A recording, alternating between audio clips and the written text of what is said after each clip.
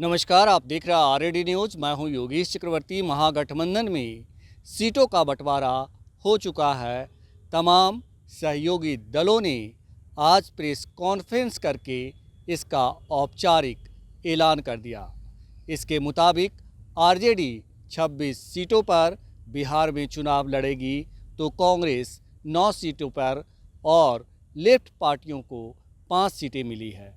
हम आपको बता दें कि पूर्णिया सीट पर पिछले 1 साल से दावेदारी कर रहे पप्पू यादव को लालू यादव ने प्रणाम कर दिया है और उनकी प्रणाम पूर्णिया की यात्रा बीच में ही अटक गई है। अब देखना है कि क्या कुछ होने वाला है, क्योंकि सीमांचल का ज़्यादातर सीट आरजेडी के खाते में गया है।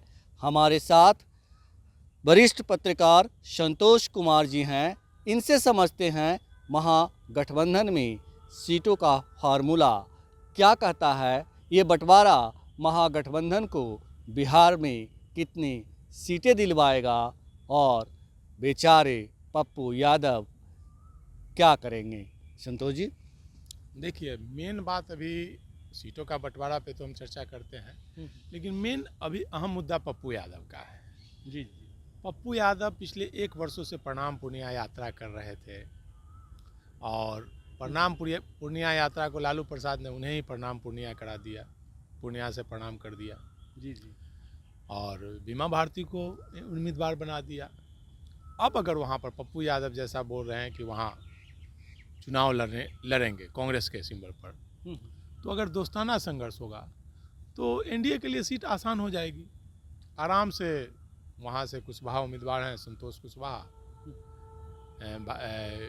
पूर्णिया से उम्मीदवार हैं जदयू के, सांसद हैं अभी, तो वह इजली जीत जाएंगे अगर पप्पू यादव चुनाव लड़ेंगे।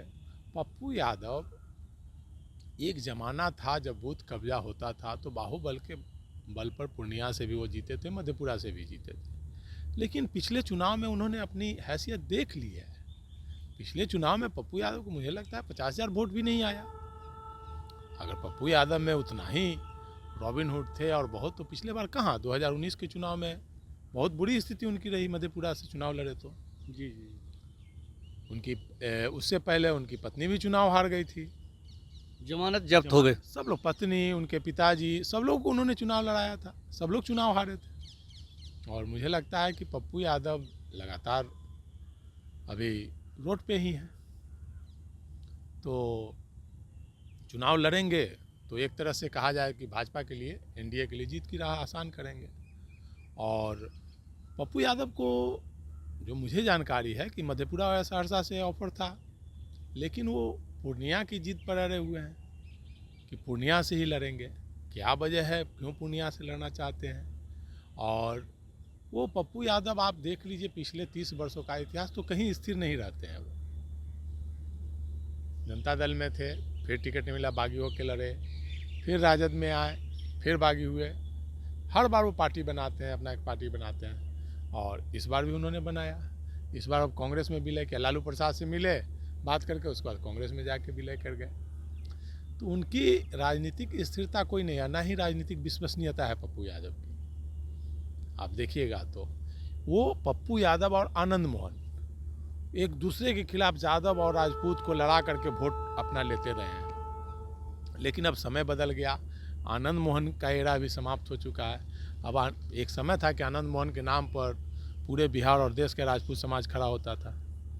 पप्पू यादव के नाम पर भी सहरसा, सुपौल का राजपूत यादव समाज एक पैर पर खड़ा होता था। लेकिन अब लोग जान गए हैं कि दोनों वोट की राजनीति करते हैं, लोगों को लड़ाते हैं, मरवाते हैं और अपना वोट की राजनीति करते हैं, पप्पू यादव और आनंद मोहन। तो अब न आनंद मोहन को राजपूत समाज मान रहा है और न ही पप्पू यादव को उधर के यादव समाज मान रहे हैं। तो दोनों का लवली आनंद को देखिए, पिछले 10 साल से रोड पर हैं, 15 साल से कहीं से चुनाव नहीं जीत रही थी। पप्पू यादव भी रोड पर हैं, कहीं से नहीं जीत रहे थे। पत्नी भी हार गई थी, तो राज्यसभा किसी तरह से गई। तो ये स्थिति है। अब वो पप्पू यादव नहीं है, अब उनका एरा खत्म हुआ नया। अब आनंद मोहन को, बेटे को लालू प्रसाद तेजस्वी यादव ने टिकट दी, तब एमएलए बने, तो बेटे के नाम पर आनंद मोहन अपनी राजनीति गोटी सेक रहे हैं। बेटा को वोट दिलवा करके, बागी करा कर वोट लिए, तब लवली आनंद को टिकट मिला, बागी होने का फ़ायदा मिला, नहीं तो कहाँ टिकट कोई दे रहा था। उसी तरह पप्पू यादव को कौन टिकट दे रहा था, चुनाव भी लड़ रहे थे तो कहीं के नहीं थे। तो अब चुनाव फिर एक बार देख लेंगे पूर्णिया से। मुझे लगता है कि पूर्णिया से चुनाव लड़ेंगे अगर बागी होकर कांग्रेस के, तो फिर अपनी तो बेइज्जती पिछले चुनाव में कराए हैं, कांग्रेस का भी को भी। ऐसे तो कांग्रेस का बिहार में कोई जनाधार है नहीं। जी आप देख लीजिए कांग्रेस का बेस, कांग्रेस का कहाँ जनाधार है। अरे सीट जीत जाते हैं गठबंधन के नाम पर, लेकिन जनाधार कहाँ है। बिहार ये यूपी बताएं कि कांग्रेस के जो भी वोटर थे वो भाजपा ही हो गए हैं। हम्म, तो इसलिए पप्पू यादव अगर पूर्णिया से चुनाव लड़ते हैं तो इनडायरेक्ट रूप से वो एनडीए को मदद करेंगे। इनडायरेक्ट रूप से मदद करेंगे, लेकिन जिस तरह से वो लालू यादव में अपनी आस्था व्यक्त करते रहे हैं, तेजस्वी यादव में आस्था व्यक्त किया, ऐसी स्थिति में क्या वजह है कि पिता तुल्य उन्होंने कहा लालू यादव को, और ऐसी स्थिति में क्या वजह है कि लालू प्रसाद यादव जो है पप्पू यादव को लेकर, या तेजस्वी यादव पप्पू यादव को लेकर के जो है एकदम तलवारें खींचे हुए हैं। एक तरफ एक आदमी प्यार दे रहा है तो दूसरा आदमी तलवार खींच रहा है। ये भी तो राजनीति में अच्छी बात नहीं है। पप्पू यादव को हम लोग 90 से जान रहे हैं।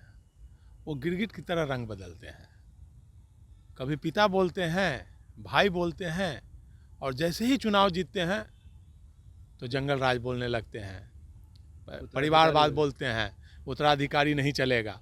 आप देखिए ना भाई, कई बार जब भी जीते हैं लालू प्रसाद की मदद से या बागी होकर के जीते हैं, तो लालू प्रसाद की मदद से चुनाव जीतते हैं, पार्टी के सिंबल लेकर जीतते हैं, और चुनाव जीतने के साथ ही पलटी मार देते हैं। अभी चुनाव उनको जीतना है, किसी तरह से लोकसभा जाना है, इसलिए बोलते हैं कि लालू यादव हमारे गार्जियन हैं, पिता तुल्य हैं। लेकिन जैसे ही चुनाव जीतेगा देखिएगा, अभी फिर तुरंत, ज़्यादा दिन नहीं, पूर्णिया चुनाव लड़ेंगे तो देखिएगा क्या बोलेंगे, उनकी बोली सुन लीजिएगा तुरंत।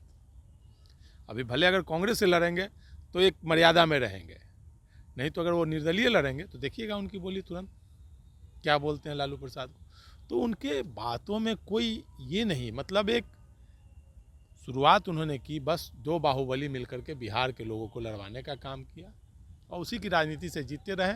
आज आनंद मोहनेरा का भी अंत हो गया, पप्पू यादव का भी एक तरह से अंत है। अब कांग्रेस में गए हैं, हो सकता है संजीवनी मिल जाए। कांग्रेस में गए हैं, लेकिन कांग्रेस एक अदद सीट उन्हें मुहैया नहीं करवा पाई। पूर्णिया पिछले 1 सालों से परिणाम पूर्णिया करके वो यात्रा कर रहे थे, और लालू यादव ने उन्हें प्रणाम कर दिया। तो ये तो कांग्रेस की भी एक बड़ी हार है। देखिए, कांग्रेस की हार इसको नहीं कही है। वो लालू प्रसाद से मिले थे तो लालू प्रसाद ने उनको कहा था कि विलय कीजिए, कर लीजिए पार्टी में, लड़िए चुनाव, लेकिन उन्होंने जाकर चुपचाप कांग्रेस ज्वाइन कर लिया। तो लालू प्रसाद भाई क्यों सीट छोड़ेंगे भाई, उनको देख चुके हैं, दूध का झला छाछ भी फूक फूक कर पीता है, और वो देख चुके हैं कि भाई पत्नी इतने दिनों से कांग्रेस में है, कांग्रेस से गठबंधन था, लेकिन फिर भी पत्नी कांग्रेस से चुनाव लड़ती थी, फिर भी वो बागी होकर मधेपुरा से लड़े थे कि नहीं। जी जी। तो कहाँ उनका कांग्रेस के प्रति और महागठबंधन के प्रति, हर बार वो लड़ते हैं, कोई पहली बार आज नहीं लड़ने को है, वो हर बार चुनाव लड़ते हैं। उनका एकदम मूल उद्देश्य चुनाव लड़ना होता है, वो हर बार चुनाव लड़ते हैं। उनको इधर से राजद से नहीं मिलेगा, बागी होकर लड़ेंगे। जब भी आज देखिए 90 से हम लोग देख रहे हैं, तो उनका कोई एक राजनीति, मतलब एक राजनीतिक महत्वाकांक्षा उनकी है। शुरू से मुख्यमंत्री बनने की महत्वाकांक्षा थी उनकी, सजा हो गई थी, लेकिन सुप्रीम कोर्ट से फिर बड़े हो गए। जिस तरह से महागठबंधन के अंदर सीटों का बंटवारा हुआ है, क्या कांग्रेस को हैसियत से ज़्यादा सीटें आरजेडी ने दी है? टोटल 9 सीटें दी है। हाँ, देखिए, कांग्रेस को देखा जाए तो हमेशा लालू प्रसाद ज़्यादा ही सीटें देते हैं। आप हर चुनाव में देखिए, मिनिमम 8 सीट तो दे ही देते हैं, 8 सीट 9 सीट हमेशा देते रहते हैं, हमेशा देते रहे हैं। लेकिन कांग्रेस उन सीटों का क्या इस्तेमाल करती है, कैसे कैंडिडेट देती है?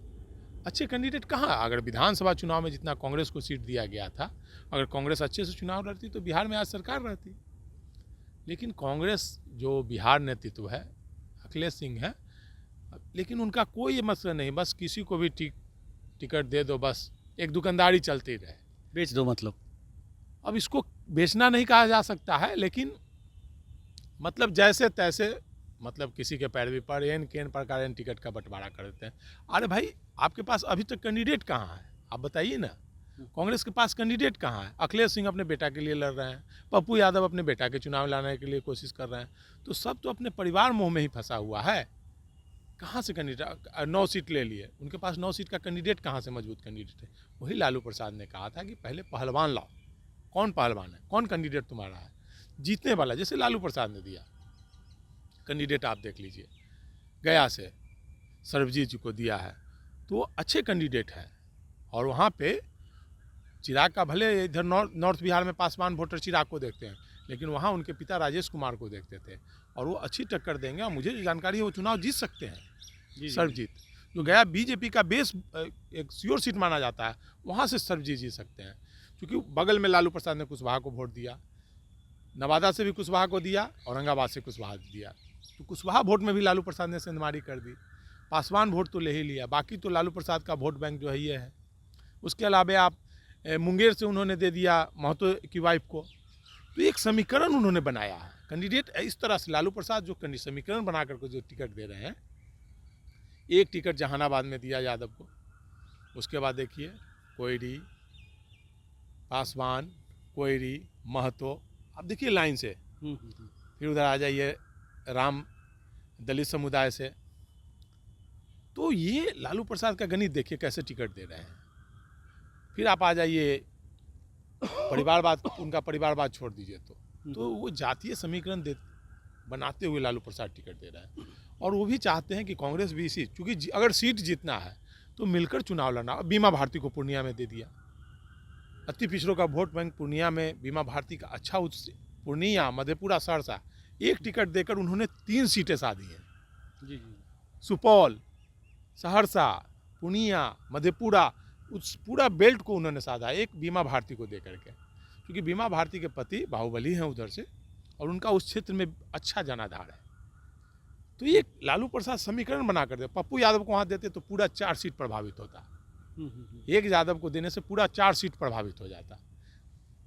तो लालू प्रसाद दूर की राजनीति कर रहे हैं। एक पिछड़ों का जो उनका जो जिन था, उस जिन को फिर से वो जीवित करना चाह रहे हैं, जो उन पर थब्बा लग गया था माई समीकरण का, तो उस जिन को फिर से जीवित करना चाह रहे हैं। तभी उन्होंने देखिए सीपीआई, सीपीएम, माले 5 सीट उनको दिया। अब देख लीजिए, माले को आरा दे दिया, कारा काट दिया, और नालंदा दे दिया। और देखिएगा उसमें भी वाम दल से भी, कम्युनिस्ट से भी कहेंगे नहीं, जातीय समीकरण बनाते हुए सब एक जाति को नहीं।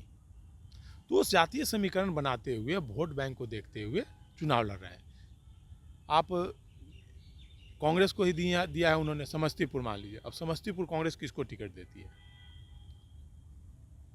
उसके अलावा पटना साहिब, अब पटना साहिब में कांग्रेस अगर कुशवाहा समाज को टिकट देती है किसी को, तो पटना साहिब में लड़ाई होगी, अच्छी लड़ाई होगी, क्योंकि पटना साहिब में कुशवाहा समाज का लगभग 2 लाख वोट बैंक है, 2 लाख पोलिंग वोट है जी, और वो बीजेपी को जाता है। अगर उनके जाति का कैंडिडेट होगा तो वो वोट इधर शिफ्ट होगा, और लगभग 2 लाख 2.5 लाख वोट से रविशंकर प्रसाद जीतते हैं। तो 2 लाख उनका वोट बैंक घट करके इधर आएगा, तो एक अच्छी लड़ाई हो जाएगी, जीत भी सकते हैं। बिल्कुल बिल्कुल।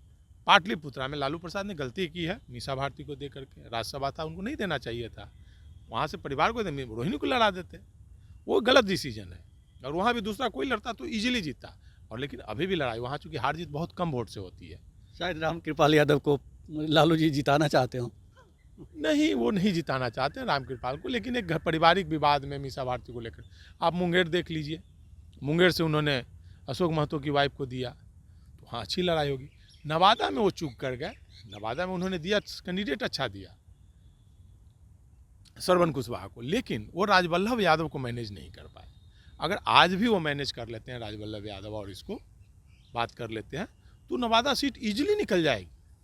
जी। केवल अगर वो बैठ जाते हैं राजवल्लभ यादव के भाई विनोद यादव का, हालांकि तो निश्चित असफलता वहाँ मिलेगी।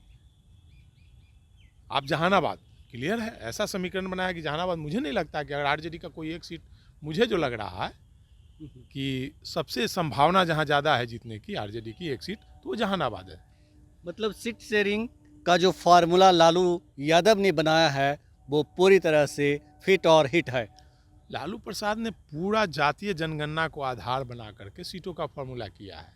जी जी जातीय जनगणना का जो चार्ट है, किस जाति की कहाँ आबादी है, और हर जाति समाज को वो प्रतिनिधित्व देने की बात करते हैं, और उसको लेकर के आप चल रहे हैं। नहीं तो पहले लालू यादव हर सीट पर यादव या मुसलमान को देते थे। आप लीजिए ना, नवादा यादव को लड़ाते थे, कहाँ दिया। मधुबनी यादव को लड़ाते थे, अभी वहाँ लीजिए दरभंगा, मधुबनी दरभंगा यादव मुसलमान वही लड़ाते थे। लेकिन अब सब जगह वो चेंज कर रहे हैं। वो जातीय समीकरण, सामाजिक समीकरण और जातीय जनगणना को आधार लेकर वो पिछड़ी जाति, अति पिछड़ी जाति को ज़्यादा तरजीह दे रहे हैं। बिल्कुल। और यही वजह है कि आप देखिए हर सीट पर अब लड़ाई की स्थिति हो गई है, और अच्छी लड़ाई होगी। मुझे लगता है कि हर सीट पर अच्छी लड़ाई होगी। आप आ जाइए वैशाली में देखिए, पहले वहाँ राजपूत देते थे, राजपूत में तो राजपूत का अभी वोट एक तरफा है बीजेपी की तरफ, अपर कास्ट का वोट एक तरफा है। लेकिन वहाँ उन्होंने भूमिहार समाज को टिकट देने का निर्णय लिया, तो भूमिहार वोट में वो सेंधमारी कर लेंगे। वैशाली में ऐसे ही राजपूत वर्सेस भूमिहार की लड़ाई होती है, तो भूमिहार वोट प्लस उनका वोट। लालू प्रसाद ने बहुत अच्छा समीकरण बना करके सीटों का बंटवारा किया। कुछ अपवाद गलतियाँ हो सकती है, अब आलोक मेहता को ले लीजिए, नित्यानंद के खिलाफ अच्छा है। और कुछ जिस तरह से उन्होंने बनाया है उजियारपुर में, इधर से कुशवाहा समाज का, तो कुशवाहा समाज में एक मैसेज गया है।